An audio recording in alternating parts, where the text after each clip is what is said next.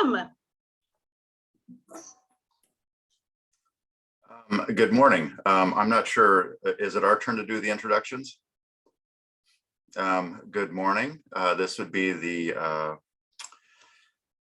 regular agenda for the City School Liaison Committee meeting of December 17th, 2021, the last meeting of the year. Do we do a roll call at this point? Yes. Do we have a roll call, please? Sure. Mayor Constantine, Mayor Pro Tem McKay, Here. President Sullivan. Actually, it's Trustee Sullivan. Oh, We have a new Trustee board president, but yes, I'm here. Thank you. Thank you. And President Horner. Here. Thank you. Okay. Now, do we actually have an official posting of the agenda? It has been posted, yes. Okay, so we don't make an announcement regarding the posting of the agenda. Okay, thank you very much. In that case, we've called meeting to order.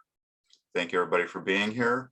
At the beginning of every meeting, we have an opportunity for the public to address the members of this meeting for items under their jurisdiction, which are not on the agenda.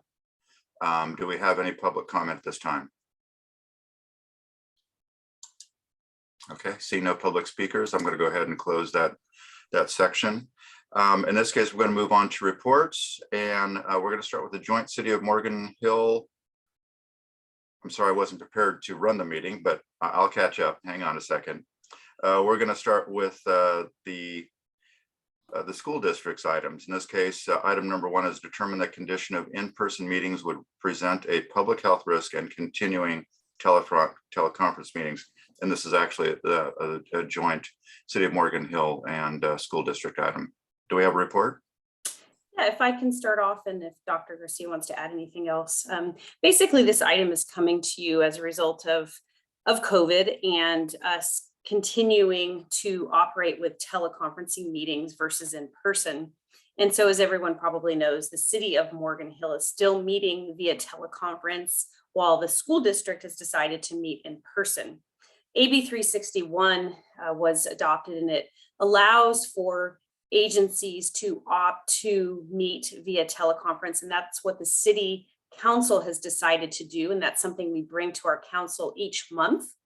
And so what the recommendation before you is that we continue to meet via teleconference until such time that both parties meet in person. And so that is the recommendation.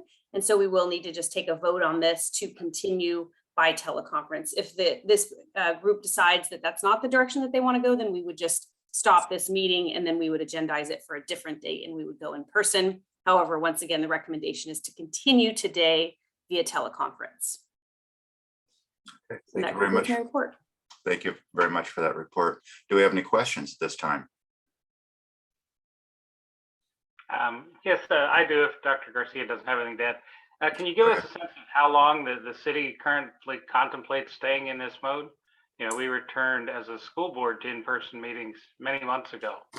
I must say, I think it makes for more effective dialogue. And of course, at a time when we have the vast majority of our students and employees in person, it's very hard for us to justify, well, but we're going to meet on Zoom when everybody else is doing their work in person. So there's that aspect, but you know, since your proposal is that we continue in this mode for this group, you know, until both go to in person, can you give us a sense of when the city might be going there? Certainly. So as I mentioned, we have to bring AB 361, the resolution, to our council each month. And so we've been doing that. We will continue to do that. This particular body meets every other month. And so we do revisit each month, and we don't have an exact date in mind. However, what I would say is that, you know, we are seeing the numbers countywide go up due to the new variant. And so, you know, I think, you know, originally I thought we would have thought, you know, early 2022, but at this point, I'm not really sure. And so I don't have a date, but if I were a guesser, I would say probably spring. And so I would imagine we'd have at least one or two. I would recommend that we would have at least one or two more meetings via teleconference for this body. Yeah, thank you. That's helpful, and I understand that perspective. And with the 30-day clock on the state law, essentially for this group, that means we would have to take this up at the beginning of each meeting. And I'm sure there could be some informal expressions to the superintendent and or the city manager, from the members, if people are looking at it a different way. I'm certainly supportive for this month, but I also would, understanding the vagaries of COVID, but I would like to get back to in person, sooner than later is a preference, but certainly in support of this for this time. Okay, are we done? Trustee Horner? I'm done. I don't know about we. Okay, thank you very much. Do we have any other questions? If I may just add, Yes, Dr. Garcia. it does make sense in the spirit of unity to align ourselves to the city of Morgan Hill. And so if you are currently virtual, then I would prefer that we unite behind that until you are able to come back in person. We are a school system that is open. And so, as a team, as a governance team, we do believe in person, but also in the spirit of unity, I think it's important to support the city of Morgan Hill. It's my 2 cents. Okay, thank you, Dr. Beautifully Garcia. said, Dr. Garcia. What a way with words. Okay, do I have any other questions? Okay, if we have no other questions, we're going to go ahead and we'll open the public comment portion. Do we have anybody in the public that wants to make a comment? I don't see anybody in the attendee section, so I'm going to go ahead and I'm going to close the public comment. Do we want to open up for motions or discussions at this time? Or does anybody have a motion or discussion at this time? I'll make the motion to approve the recommendation. I'll second that. And I do have a discussion item. Does anybody else have anything they want to say at this time before we make a vote? Okay. I will say that I actually support these virtual meetings until there's a little bit more certainty in the science. I think we're seeing right now we're starting to see a spike in cases, and I think that we're going to continue to see that the science has been fairly accurate. We have spikes after large gathering opportunities like Thanksgiving.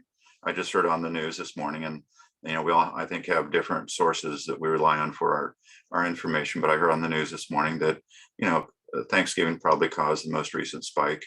And that we're probably looking at another one after the holidays, this current holiday season. And I do have to say that I belong on, like many of you, probably over a dozen boards and committees, and there are only 2 that meet in person at this point. And I think that I think just proceeding with an abundance of caution, considering who we represent, how many people we touch and affect, I think that it's very prudent that we continue this way. So with that, do we have a roll call vote, please?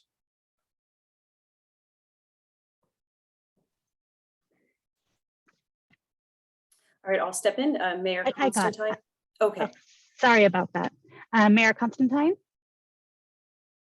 Mayor Pro Tem McKay? Aye. Trustee Sullivan? Aye. President Horner? Aye. Okay, that item carries. Do we get the motion and the seconder on that? Yes, I did. Thank you. Okay, thank you. Just checking. I'll try not to do this again. Okay, the next item is the South County Restorative Justice Youth Diversion Program presentation. And who will be presenting that? I'm going to just kick off the item and then I'll turn it over to Chief Palsgrove. We're Thank you. super excited today to introduce the South County Restorative Justice Youth Diversion Program to this liaison group. It's something that we've been really looking forward to bringing to the city of Morgan Hill and to our schools to help our youth. Many partners are involved in this. And so without further ado, Chief Palsgrove, if you could please introduce the individuals that we have joining us today to talk about this program. Yes, it's my pleasure. I'll start with Deputy District Attorney, our South County Community Prosecutor, Adam Flores. Adam has been instrumental in putting together the Restorative Justice Program. He approached me with this last year and has been working tirelessly putting together this program with many partners in our South County. We were very fortunate to have him on our side, putting together this program. I'd also like to introduce Steve Sheldon. Steve Sheldon came to us as a supervising probation officer from San Mateo County. He recently retired, and he was part of my network and a close neighbor of mine. And his expertise in restorative justice and providing connecting youth with resources, he's phenomenal. And when you listen to him speak about our youth and connecting their parents with these resources, he's quite remarkable. So we're very lucky to have him. We've hired him as a part-time temporary employee to run our youth justice program for Morgan Hill, and I will go ahead and turn it over to them for their presentation. City Manager Turner, Chief Palsgrove, thank you very much for that introduction. If you allow me just one moment to share my screen with the presentation, and then we will get started. Okay. So again, thank you very much for your time and attention in advance of this presentation. We are absolutely excited to go over this opportunity that already is here at South County. Again, Adam Flores with the District Attorney's Office. I'll introduce myself. Steve will say a few more things, and also do want to introduce our diversion program coordinator, Mark Segovia with Carry the Vision, who is also in attendance here and will be able to answer questions.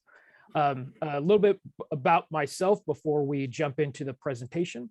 I've been with the District Attorney's Office in Santa Clara County for a little under 10 years. I'm the community prosecutor, as Chief said, in South County. And the mission of our unit is juvenile crime prevention. Before being in this unit, I was what you typically may think of as a deputy DA in the courtroom, doing trials, starting off in misdemeanor cases, going in violent felony unit. And then my most recent assignment was the family violence unit, focusing on domestic violence cases. Then I was transferred to the community prosecution unit, where again, we focus on juvenile crime prevention, work in many areas, partner and supporting our school districts in South County, working on truancy, attendance, and engagement, helping to remove those barriers so that youth can get into the classroom. I support our South County law enforcement agencies in a variety of areas, and also work very much in the South County Youth Task Force, which is an absolute phenomenal multi-agency collaboration that supports our youth in the community, in schools, and elsewhere. I'm the co-chair of the tech team, and some of the other projects that I've worked on in South County in the immediate aftermath of the 2019 Garlic Festival shooting. I helped to lead operations of the Family Assistance Center that helped the hundreds of victims of that shooting. In the immediate aftermath of the VTA shooting, I supported, again, leading operations of that Family Assistance Center to help those victims. And many of you may be familiar with the 2019 South County gun buyback. I helped to spearhead that operation as well. An absolute amazing partnership that took in 493 firearms, ranging from assault rifles to pistols to shotguns. And so now we are very excited to bring forth this program. Before we get into it, I do want to turn it over to Steve very briefly if he wants to add some additional remarks as well. Steve? Yes, hi, good morning. Thank you, Adam. As Chief Palsgrove stated, my name is Steve Sheldon. I joined the Morgan Hill Police Department team of June of this year. A bit about me, as the Chief mentioned, I'm proudly retired from the San Mateo County Probation Department. I worked there for 25 plus years. The majority of my career was devoted to the juvenile division, and I spent the last 10 years of my career managing various units within the department. Again, although just about all of my time was devoted to juvenile-related programs. Most recently, I was responsible for the oversight of the court services unit, which included an aspect of diverting youth from formal prosecution and offering them an opportunity to adhere to a contract or agreement which were tailored to address the unique needs that each youth presented. So likewise, I'm super excited to be part of the team in Morgan Hill and the South County as a whole, which really is devoted to supporting the notion that youth learn from a variety of experiences, some of which are deemed as harmful or delinquent. As if we can influence and guide a youth to engage in a process where they have an opportunity to have insight and ownership regarding their behavior, collectively, our community will promote a avenue for them to learn from their wrongdoing and thus, fail forward. So thank you very much for having me. And at this point, I'll turn it back over to DA Flores and we'll begin our presentation. And I also want to take a brief moment. Mark Segovia with Carry the Vision. He's our diversion program coordinator, a very new member to our team, and very excited to have him. He'll be here as well to support and answer questions as you may have them. Mark, you want to take a moment to introduce yourself? Yes, good morning, everybody. Thank you, Steve, for already doing a lot of hard work. Very excited to be working with the city of Gilroy, Morgan Hill, school district, law enforcement, and also helping out the youth to get back on track. It's always been a dream of mine to work with youth. I'm also a chef out here in Gilroy. Grew up here in Gilroy, South County, so I'm real familiar with the area. I know a lot of families out here, a lot of people. So it feels good to be working in my own community and really just helping out, just really being out there for our youth. And can't wait to work with everybody here and everybody have a happy holiday. Thank you. Thank you, Mark. The South County Restorative Justice Youth Diversion Program.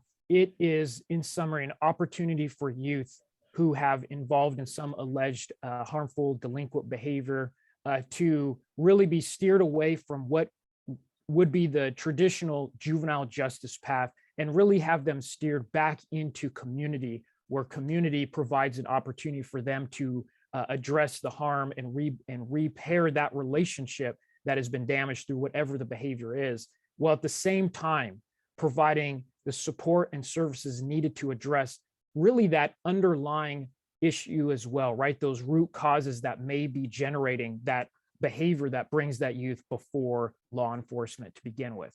What I can't stress enough is the amount of collaboration and teamwork that has gone into this program, which has been in development for a year or so more.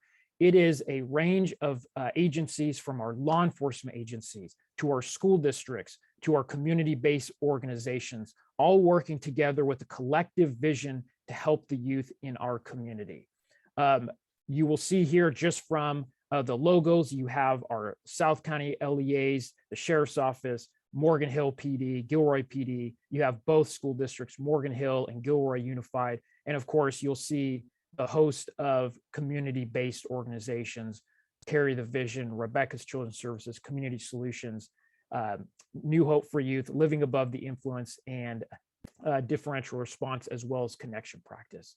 So we will highlight this program, and I will turn it over to Steve, who will give us some background on restorative justice and restorative justice practices, which are at the heart of this program. Steve? So, thank you. I always have difficulty unmuting myself. So restorative justice. So as the slide notes, the foundation of restorative justice is to respond to unacceptable behavior by repairing harm. And as a foundation of restorative justice, we want input from the alleged offender and all those affected by the adverse behavior. And then through conversing with the youth, power and authority is decentralized versus the traditional practice of pursuing deterrence through, discipline and punishment. Additionally, research supports that one of the best predictors for sustained change in youth and overall cognitive growth occurs when one gains insight and ownership regarding their behavior. So that means, does the youth acknowledge what has taken place, and do they own their role in that situation? excuse me. The slide also addresses restorative justice circles, which are similar to restorative school-based interventions. So specifically, RJ circles is the practice of having youth and other individuals who are affected by the youth's behavior discuss the impact that the conduct had on them. And then through this dialogue, next steps regarding harm repair are identified. Paramount, however, is input from the youth as outcomes regarding how the harm is to be mended needs to be meaningful and agreed upon. So as a whole, restorative justice is done with the youth. It is not done to them. I'm ready for the next slide, Ellen. Great, thank you. So opportunities with the diversion program are significant, and it can probably be best highlighted by comparing the traditional path of processing delinquent behavior versus addressing the matter through diversion. So prior to implementing this program, police reports regarding juveniles are referred to the juvenile probation department. The case would subsequently be screened by probation, appreciating that per code, probation's discretion is limited. So, for example, all matters involving restitution over $1,000 are what we call mandatory referrals to the district attorney's office with a request to file a petition. So you can have a youth who may be driving unlicensed, get into an accident and cause minor or trivial damage to another's vehicle. We don't have to take a big leap to appreciate that minor damage may result in repairs which easily exceed the restitution threshold. So given this reality, the youth takes a major step forward regarding significant and deeper involvement in the juvenile justice system, as they're not eligible to have the referral diverted from the DA's office. You take that same scenario with our community's diversion program, this individual will have an opportunity to address the matter locally and have input regarding an intervention, again, which is meaningful. So the outcome is non-binary as the victim's needs are attended to, the youth appreciates the impact their behavior had on others, and their exposure, most importantly, their exposure to further involvement within the justice system is paused and somewhat limited. So additionally, upon successful completion of our diversion program, the youth's arrest and police record is sealed. So that's significant. That means the offense generating the police report would be deemed to have not occurred, and the youth may respond accordingly to any inquiry in which disclosure of the information is requested. Next slide, Adam. Okay, and so with that in mind, right, that the traditional path versus the opportunity that this diversion program presents, what are our goals? What do we seek to do? First, we want to provide the youth and the families with support and services they need to grow and thrive. It's not just addressing the harm, but it's also looking at that root cause of what is causing this youth to act out or to behave in this particular way. And there could be a host of reasons why, and that's why we have our community-based partners to provide that support that goes beyond just that harmful action. We also want to make sure to bring in and uplift the youth, the voice of the victims in the community. It's not just attention to the youth, it's also attention to the needs and the voice of the victim, right? Giving them voice in this conversation, like Steve was saying, about restorative justice practices. It's this conversation of repairing that harm in that relationship. And at the same time, bringing in communities, say, hey, this is how your actions affected me, youth. This is what happened. You may not know me, but this is how it affected me. Very much so, it's helping the youth to account for their actions in a restorative manner, which means we are absolutely addressing whatever that harm is. but it's doing it in such a way where that youth, again, like Steve was saying, is included in those steps to amend the harm.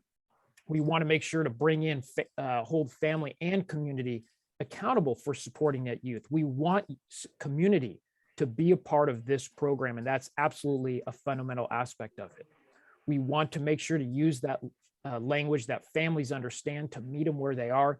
And ultimately, the long-term goal is through this dialogue, through repairing underlying behaviors, we are preventing further harmful action and ultimately promoting public safety.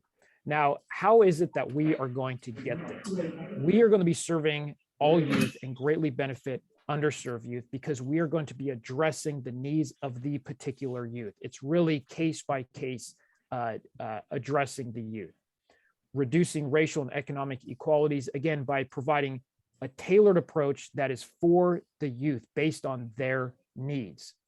I've been talking about addressing, and it's also grounded in trauma-informed and restorative justice practices. Of course, that's in the name.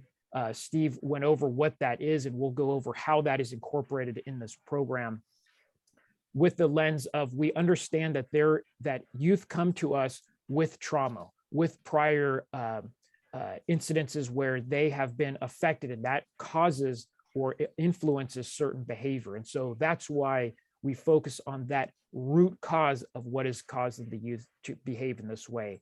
And of course, as you saw, this is a South County program. We are tailoring it to the needs of the youth in our community. Now, I'm a visual person. I like to see things visually, and that helps me understand. And I think for our purposes here, we're going to provide this story, this vignette, if you will, and then we're going to use it in describing the program. So I'd like you to imagine with me that we have Danny. Danny's a 16-year-old sophomore, and he spray painted this bench near school. You suck, Jacob Torres. Okay.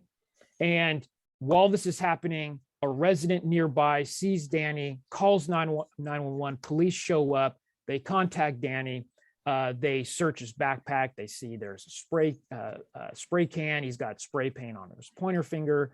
The cost to the city is about $450 to repaint that bench. Jacob sees this bench and understandably is livid, really angry. And additionally, I want you to think and to understand, Danny doesn't have any involvement in the juvenile justice system. So with this in mind, Steve's now going to walk through what does this program look like. Thank you. So we'll discuss in depth regarding each step within the process, but the rundown includes a police contact and a subsequent report which alleges either a misdemeanor or felony occurred. A determination regarding eligibility is made based on the referred allegation.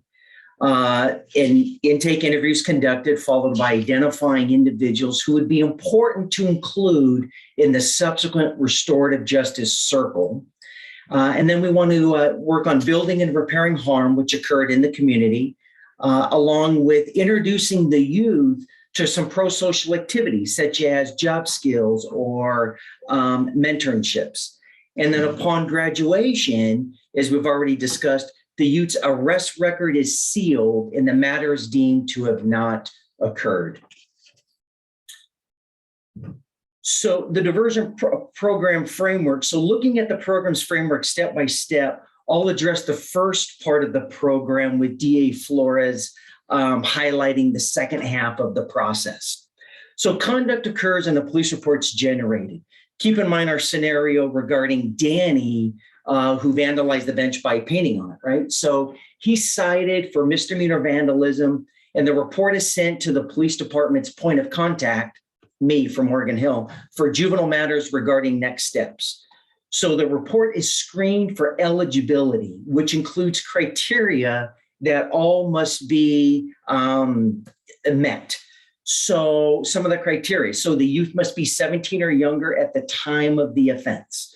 The referred matter is not listed in the Welfare and Institution Code, which identifies the most egregious type of offenses. So we're talking like robbery, arson of a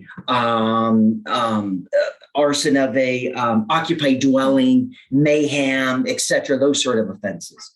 The referred matter does not involve a firearm, domestic violence, sexual assault, driving under the influence of alcohol or drugs, or forcefully resisting an officer.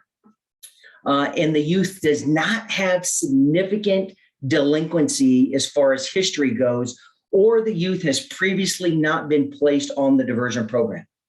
So in our scenario, Danny is clearly eligible for diversion as he does not have a delinquency record at the time of the offense, or he does not have a delinquency record. And at the time of the offense, and the offense is clearly not identified as one of the most horrific or shocking type of offenses. So a phone call is made to Danny's parent and informed that their son is eligible for inclusion in the South County Diversion Program. And the matter is going to be referred to the Diversion Program Coordinator, Mark, who was introduced earlier today. The matter is going to be referred to the Diversion Coordinator, who will assign Danny a community-based organization partner. So then the CBO subsequently is going to meet with Danny and his family and address the needs of the youth and family. And we all know that when you work with a youth, you work with that family system. That is paramount. It is welcomed. Because again, we're about sustained change. We're not about a quick fix. So we really need to work with that family unit as a whole. The assessment's conducted in a strength-based approach, which we all know means pretty much do no harm, and an array of domains are addressed during that assessment. So we're going to speak to the family about educational issues, mental health, alcohol, drug use, involvement or lack thereof in pro-social activities, Danny's strengths, role models, goals, etc. And then ultimately, areas of strength and need are identified, which assist in the creation of a plan for moving forward. Because again, these agreements that we come up with, they are unique. They are specific for each youth we're working with. There is not a one size fits all at all.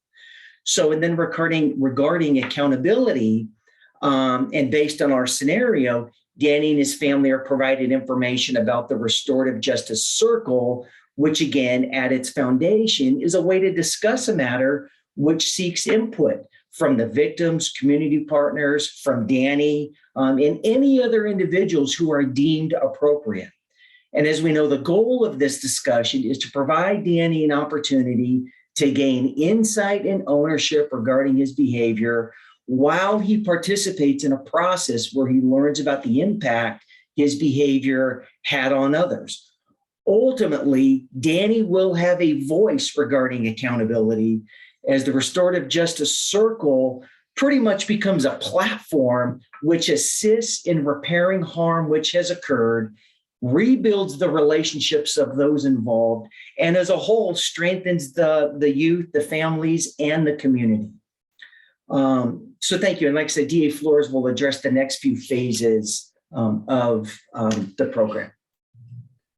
Right. And so once before the Restorative Justice Circle, Mark Segovia, the coordinator, is going to work with that youth to prepare him or her for the circle, right? To make them aware so there's no surprises. What does that mean? What are the types of questions that is going to be there? Who's going to be in it? And really highlighting the process. So then the next step is that actual circle. The youth and the parent, guardian attend the circle, as well as a potential victim. So in this case, it would be Danny, parent or guardian. Jacob may, if he is in a space to be in this circle, would be invited to participate. Maybe the individual who actually had to clean up from the city, who had to clean up that bench, could also be invited. We also have community members, trained community members in restorative justice practices, youth and adults that also participate. It may also be, and this is especially where our school partners come in, it could be a school principal, assistant principal, counselor, all who are going to be trained through Morgan Hill Unified in restorative justice practices to provide that wraparound embrace and support of the youth. So it's not just the folks involved, it's an even wider group that are there to support the youth. And ultimately, they'll go over what happened, what were you thinking at the time, what have you thought about since, what do you think needs to be done to correct the harm that occurred? And collectively, the youth, the victim, the community member creates a restorative agreement. In essence, something that is done with and by the youth to repair the harm. And it could be, again, like it was said earlier, it's really unique to that particular youth. For Danny, it may be community service. It may be writing a letter of apology is enough. For Mayor Pro Tem McKay, you may recall back in October that there was the Beautiful Day beautification project of Galvin Park, where they painted a mural that was done in partnership with the Beautiful Day, South County Task Force, and City of Morgan Hill. Maybe it would be, hey, Danny, you actually really enjoy artwork, you enjoy painting. Why don't you be a part of the mural that's going to be painted on the weekend? And part of that, and he agrees and says, yes, I want to do that. That's a way of that positive behavior and learning from this incident. And so that restorative agreement is created, and then the youth is given time to fulfill essentially the terms of what needs to be done, right? Is it that apology letter? Is it that community service? Is it engaging in some type of pro-social activity? And complementing that is the support and service that will also be provided by our community-based organizations. Danny will also be given opportunities to participate in pro-social activities, job skill building. It's really endless, and it's really per youth's needs. Ultimately, and that leads into the ultimate conclusion of program completion. We strive and we'll do everything we can to help the youth in these programs succeed. And it should be relatively short, right? We're looking at 30 to 90 days with not only that sustained change, right? That is a huge goal in that positive development, but in an immediate result would be that that case is sealed and they do not have an arrest record. I mentioned community. Community is an absolute fundamental pillar of this program, and mentioned that community being involved in those restorative justice circles. We have already, we have presented to Morgan Hill, to Gilroy back in September 30th, and thank you, City Manager Turner, for even speaking and addressing the community group that was present, highlighting the need for community to get involved, and some have already been trained in restorative justice practices, and we are looking to get more involved.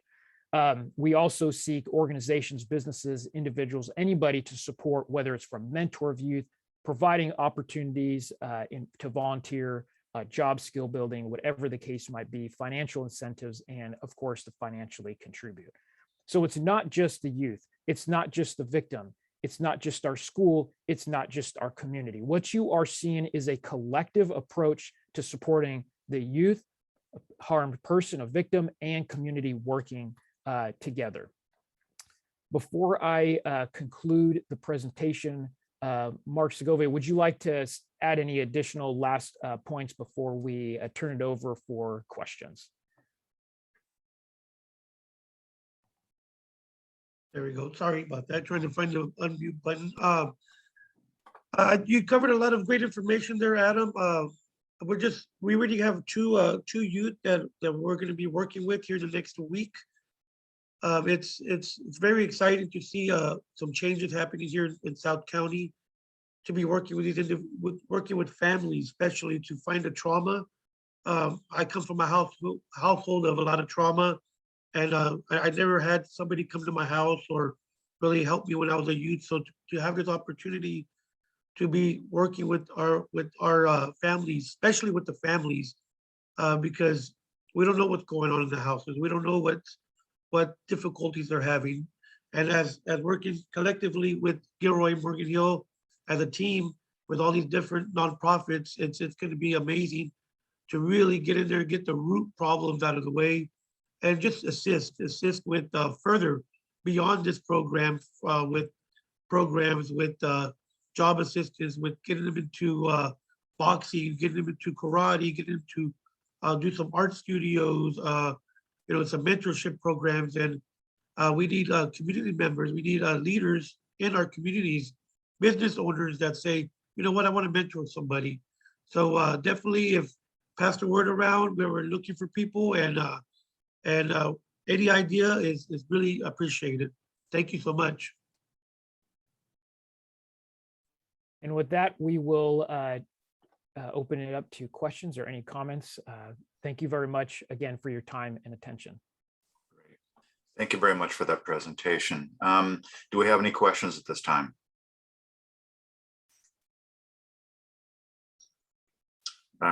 If you would like to raise your hand, either virtually or physically, give me a wave.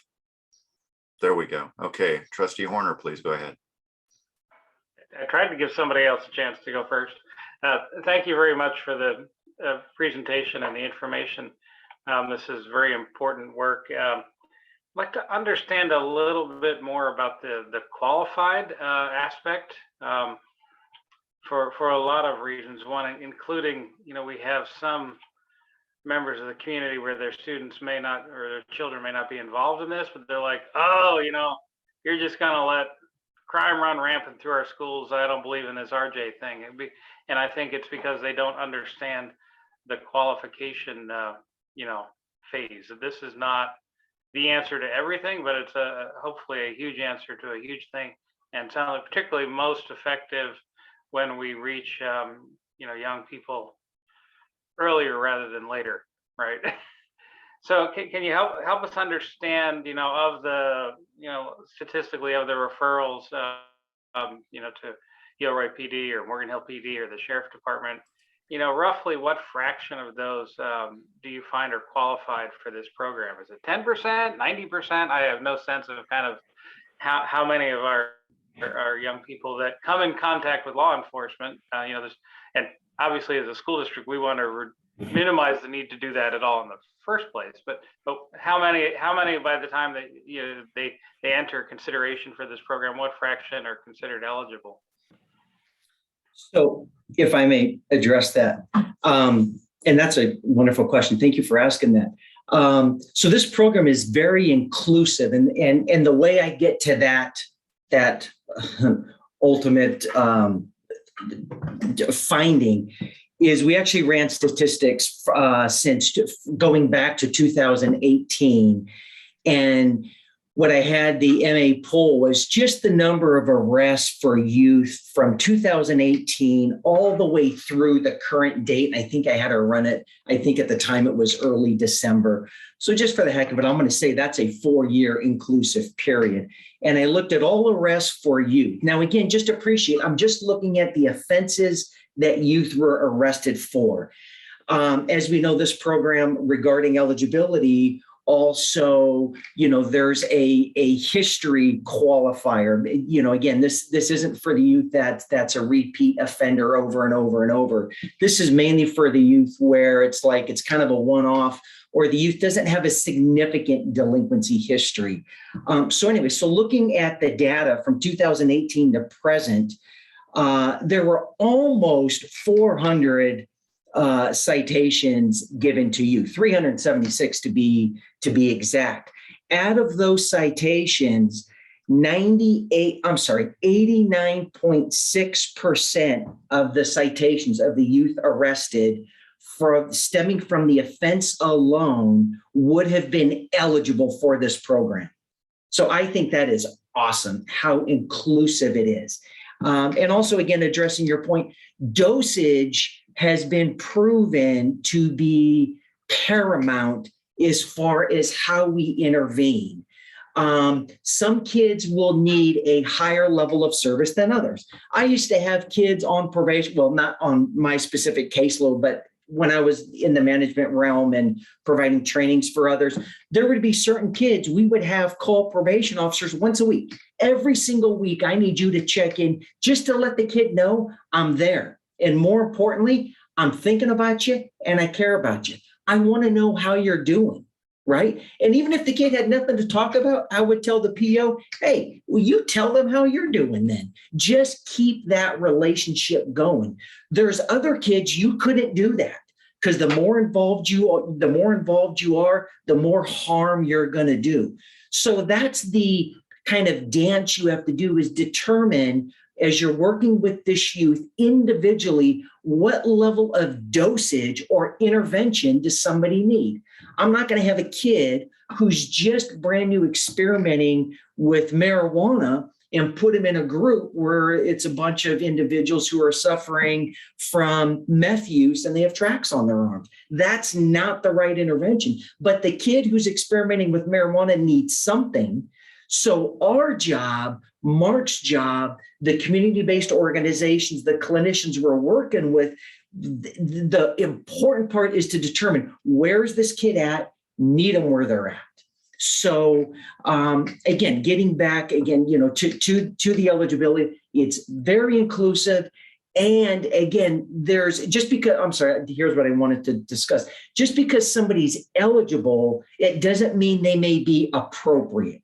They may need a higher level of intervention or dosage, as I like to say. They may need a higher level of intervention than what this program can offer. And there is no shame of saying, you know what, bud, you need some services, but this isn't the program for you. And again, that's our job to determine what the needs this youth and individual have. But more importantly than anything, we always want them to know, even if you're not involved in this program, you have allies. We're here to help. We are your community. So anyways, I don't know if DA Flores or Mark wants to add on to any of that. No, thank you for it. I think that summarizes a lot of good points. Thank you. That's a very helpful response. And then if I have a follow-on question, I see Dr. Garcia has her hand up. Where are we at? And so, of those 89.6% amongst our various systems, and I appreciate the work that's being done to collaborate, but getting all the systems to play their part can be really complicated. Do we jointly have the capacity right now to do the work you envision? Or is there more capacity needed there? President Horton, that's a great question. We started this program just a couple, 2 weeks ago, December 6th. And it's a pilot program that will last through June 30th. And so is an initial pilot program to see how it's going to work. And I believe, and I firmly believe that based on the efforts, we will have impressive and positive impact on a lot of youth. But of course, there always is the need for additional support, funding, community-based organization support to help with the youth that we anticipate serving. And of course, that's why we are also doing so much outreach to organizations, business community, community members, because it truly is going to take the entire community, the entire village to make this happen. Yeah, that's a very short runway. And I guess, Mike, I love the work, but I want to also, make sure we're all doing what we can to make it impactful and sustainable. I've come to have a little bit of a yellow flag go up when I hear pilot program, because there's a whole lot of problems for which we have a whole lot of pilot programs. But then, even when they're successful, which I think this will be, how do we muster the commitment to scale them to a scale appropriate to the need? So that's maybe we'll be back having this conversation before June again. I hope so, because the idea is really to find the sustainable long-term course that we want to collectively be doing. There's a lot of partners, as you saw, that have a lot of faith and passion in what is occurring. And so I have no doubt that there is a drive to keep it. It's just also a matter of how can we get there with sustainable funding as well. Thank you. Okay, it looks like we're done, Trustee Horner. I'm going to move on to questions from Dr. Carmen Garcia. Please go ahead. Yeah, I just have a few questions and a few comments. I think, President Horner, I think that the answer to your question is so incredibly complex. You know, we want, as a school system, we want to be able to prevent kids from, having to join this diversion program. And so I think that's the long game, and making sure that every single one of our students have the best educational experience, that every single one of our students has at least one trusted adult that they can rely on. And that's not what's happening right now. And it's not just a Morgan Hill Unified issue. It's not just a Gilroy Unified issue. It's happening across our country. And especially as our kids are experiencing this, post-traumatic stress, pandemic, endemic, we're seeing a lot of dysregulated behaviors. And I think that as a community, we need to resist the urge from some of what I'm hearing, well, these kids did, they did such and such, get rid of them. We don't get rid of kids. We don't give up on our kids. And those are conversations that I'm having with community members. It's important to address the root cause, support and invest in our youth, because our youth will grow up and they will be, our goal is for our youth to be positive contributing members of society. And if we don't intervene, if we continue to react, we're going to continue to have the same thing. So I am delighted to join this effort. We are doing restorative justice, train the trainer models. It's not enough. We need to train every single one of our 800 employees, both classified and certificated, so that we can intervene early on. Just one last question, though, Stephen, of the 89%, how many of them were boys? Do you remember? I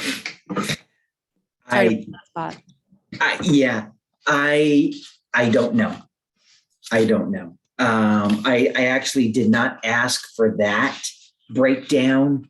I just wanted, DA Flores and myself were anticipating, again, just like, looking at Morgan Hill specific, let's just kind of take a number as a whole in case we have to field a question regarding how many youth we think might this program touch. And again, we think it's very inclusive, and then the data just reiterated and confirmed quantitatively that it is very inclusive. But I did not break it down by gender. I did not break it down by ethnicity, nor did I break it down by what school they attended. What I can tell you is I was super, super excited. I literally just barged in my chief's office yesterday because I had 3 cases, 2 of which I referred to Mr. Segovia as the diversion program coordinator, that we just referred our first cases yesterday. And we are keeping a pretty extensive, pretty inclusive spreadsheet regarding gender, school attending, did the behavior occur on the alleged behavior occur on a school grounds or not, all that sort of stuff. So I'll be able to answer more in depth. That's okay. That's okay. Regarding the program stuff. That's okay. And I'm sorry that I put you on the spot. Just from not at all. The data that I'm looking at, I would just like to go on record and sound off the alarms that I'm very worried about our boys. And so obviously all students, but I'm especially worried about our boys, and we need to triple our efforts to support our boys. Thank you. Understood. I can tell you from my experience, and I can also tell you from attending various seminars with Dr. Latessa out of Cincinnati, that gosh, I think at one time at the height, we had over 200 kids detained in the juvenile hall in San Mateo County. And I believe out of those 200, I think the max number of young ladies we had was maybe 28 or 29. And responding to the needs of males versus females is quite different. The assessments, when we try and understand who are we dealing with? I don't care about what you were alleged to have done. Tell me and let me get to learn who you are as a person. Very unique, gender-specific issues and needs come up based on who you're working with. And again, that's something when we initially refer the case to Mark, the diversion coordinator, who subsequently will have what we call a youth support specialist have that in-depth, that very thorough conversation with the youth and family. That's where I say as a program, that's where we really get to know who are we dealing with. What's important is for us to acknowledge and appreciate and let the assessment findings steer or drive next steps. Again, we don't want to come in too heavy. We want to make sure we're hitting what we're supposed to be hitting. I would always train it to other people's and say, it's analogous to we take our car in to a shop because it's stalling every time I stop at the red light, and a mechanic just starts throwing parts at it. First, he changes my tire, then he changes my windshield wipers and stuff. That's all fine and great, but it's not addressing the issue that the vehicle has. So really, let's pause and huddle up and spend some time doing a real thorough assessment so we spend our resources and use our time and the family's time wisely. And let's really identify and then collectively come up with a plan of how we can address the identified areas of concern appropriately. So. Okay. Looks like Dr. Garcia is done. You know, I think we are all trying to get off to our next meetings and such, but I think that we owe this topic and the others that we have on the agenda the time to get through appropriately. And so I do have a couple of questions. I'm going to try to make it quick here. First, what does the process look like, that initial contact? Does it start with an officer engaging with the youth, writing a ticket, or will they be arrested? How's the front end of this process look? Because to me, that could be the point where you're making the greatest impact, where you could either, you know, impress upon the youth how important the situation is, or how you could possibly kind of guide them into the system in a little bit more friendly manner. How does that front end of this process look? What is it? I mean, you're going to make an evaluation. Does that happen in the conference room at the police station? You know, what does that look like? Or is it so individualized, it just depends? Mayor Pro Tem McKay, yeah, I'll take that. So first of all, this in essence will come to the diversion program when an officer has contacted the youth and there's some kind of citation that is written, right? It's some kind of behavior where it has risen to the level where the youth has to be cited. Of course, as you know, there very well could be interactions that are short of that citation. So this doesn't apply to those situations. It is a higher level interaction when a citation has been written. There's been an investigation into whatever that behavior is alleged to have occurred. Then the report's written, everything's done. The case is completed and investigated.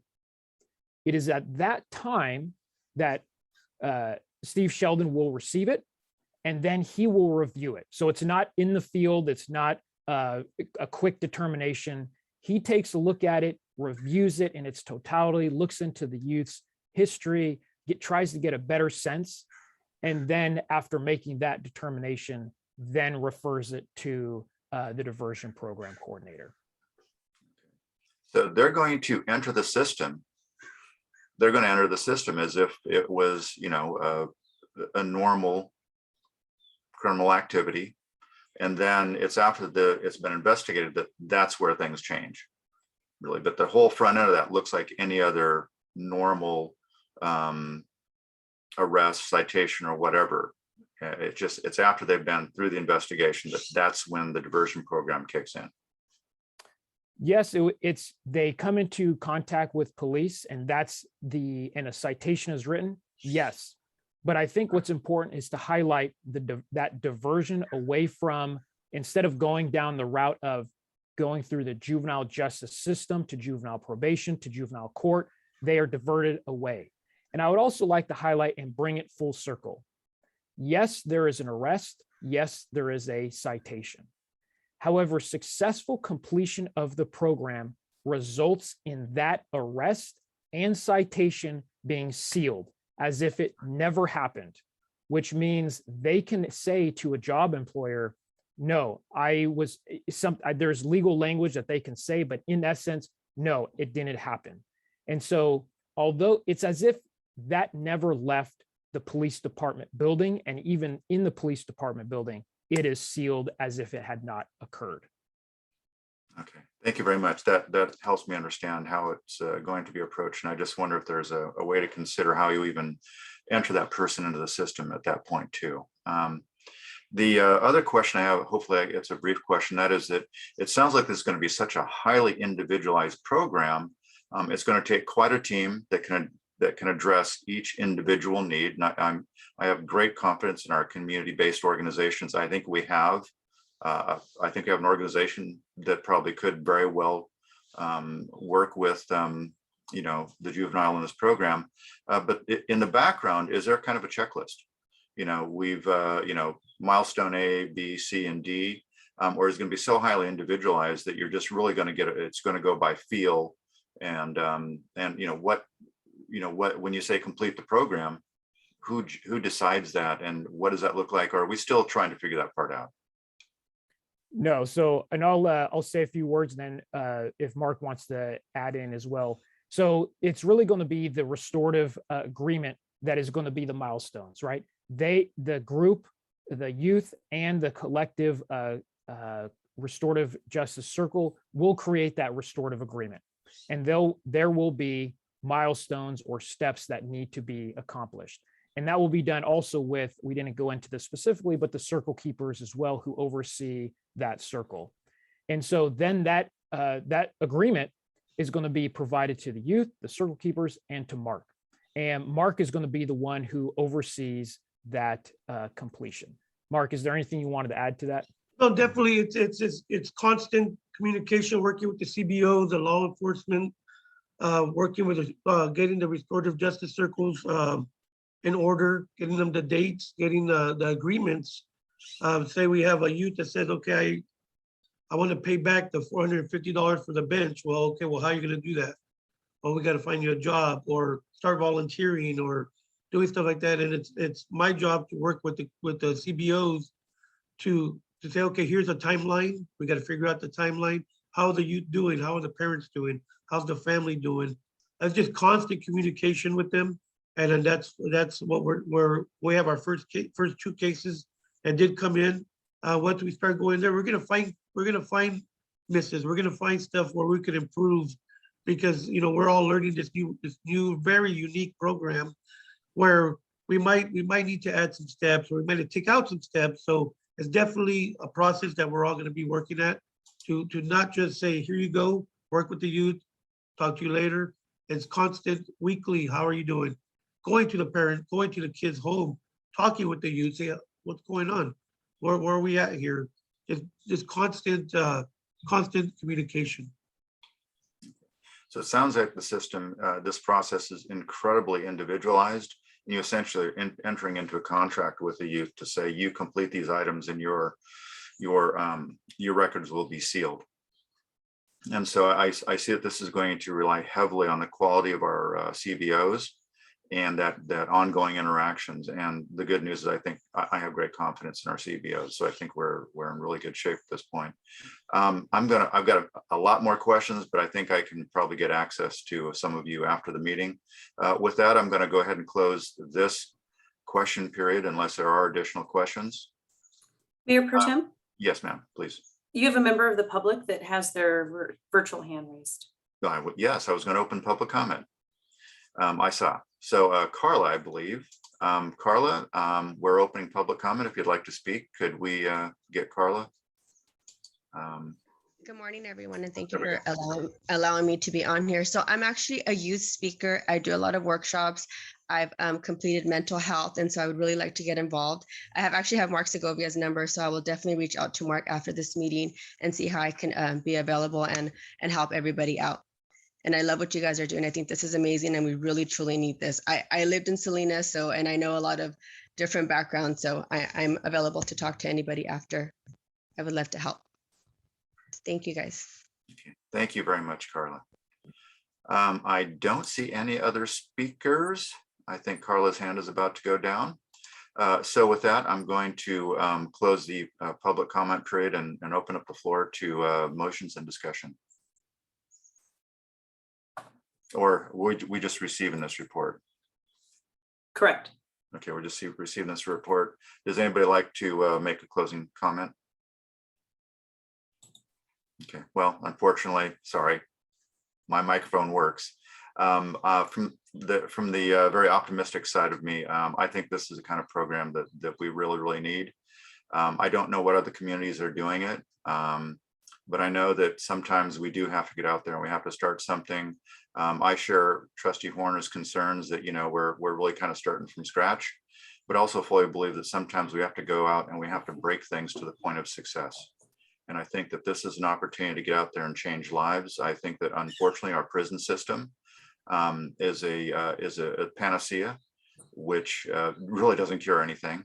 And that actually changing behaviors, which is a long-term investment and a somewhat costly investment, is the best to actually change the direction of criminal behavior. And so I fully support this. I think it's a great thing we're doing, and I'd love to follow this, and I'd like to get more reports, and I'd love to spend some time with you over a cup of coffee. And Officer Sheldon, it's great to be able to sit in a meeting with you for the first time. Okay, with that, I'm going to stop talking, and let's move on to the next report, which I believe is the Police Department report. No, I'm sorry. The next item is that we are going to approve the October 15th, 2021 City School Liaison Committee meeting minutes. Is there any need for a report, or does anybody have any questions? No questions? Okay, do we have any comments from the public?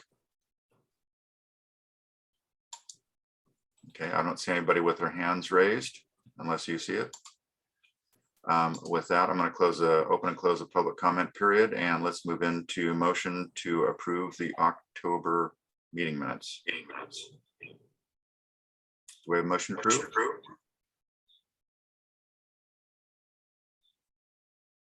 I move to approve. Do we have a second?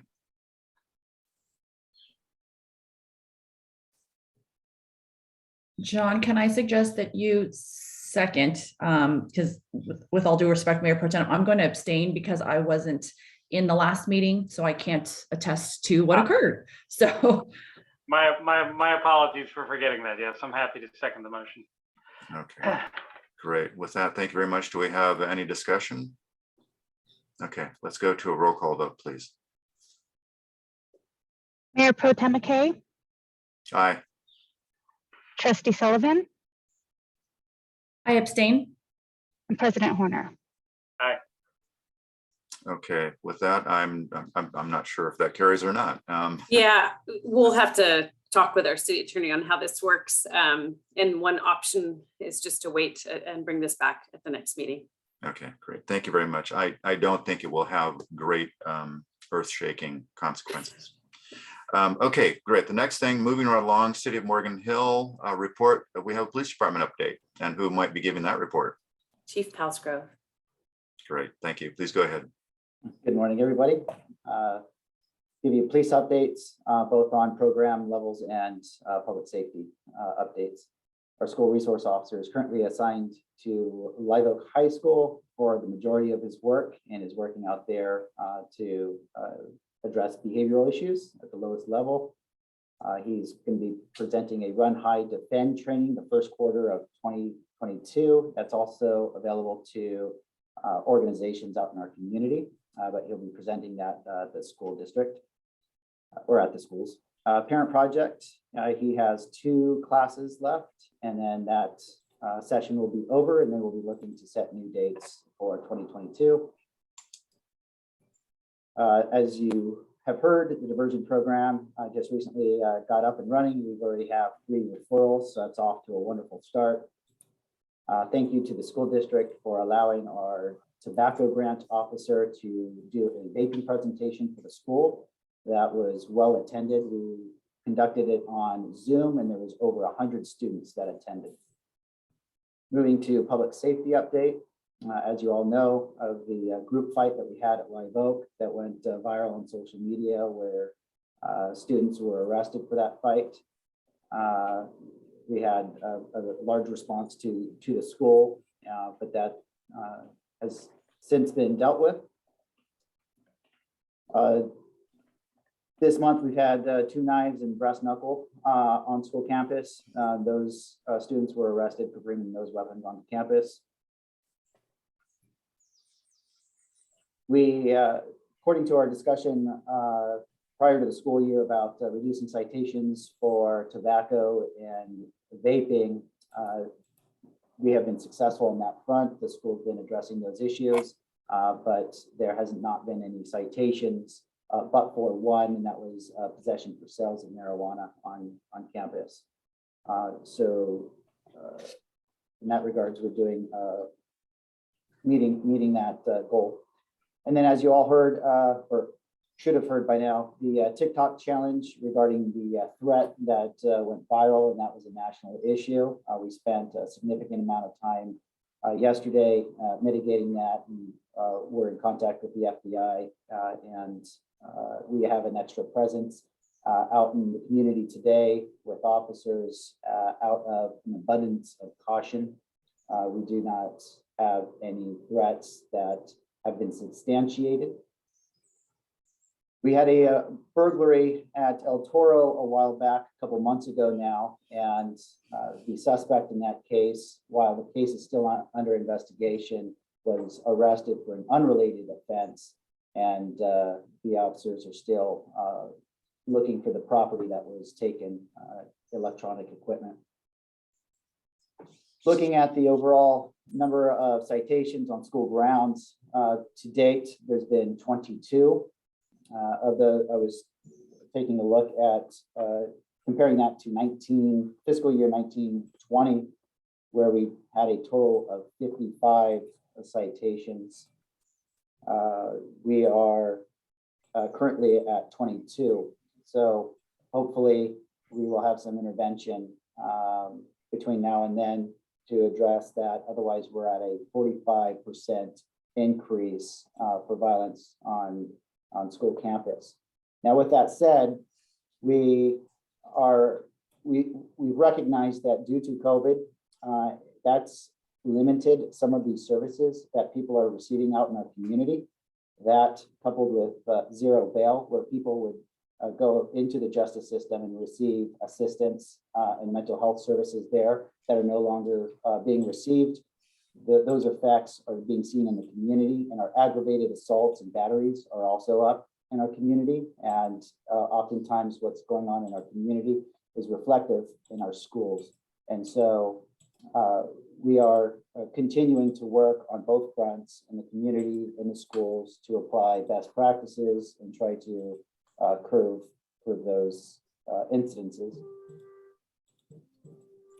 We're also using things like mental health services, our mobile crisis response team, our psychiatric emergency response team. The police department's getting has hired and deploying this month a clinician 40 hours a week that will also assist us in addressing that. And of course, our diversion program that you just heard about.